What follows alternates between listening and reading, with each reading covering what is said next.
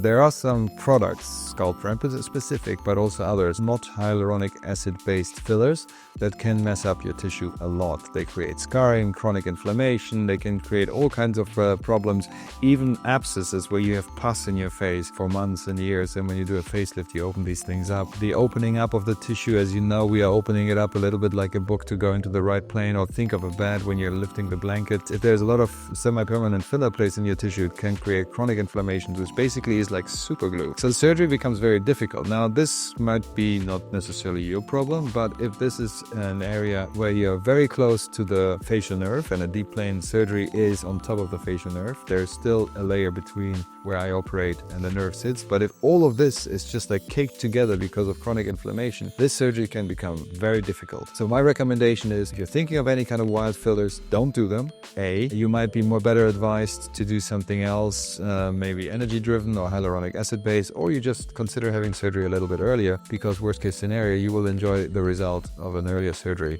longer. I think it's a very important thing to consider, and if somebody's talking you into a filler that you've never heard of, just do yourself the favor and talk to another expert what they think about it. In particular, a facelift surgeon, if you're thinking of having a facelift in 5 or 10 years, because they will tell you if this is a good idea or if this is something where you will destroy your tissue, and chances of facial nerve damage are much, much bigger because of that.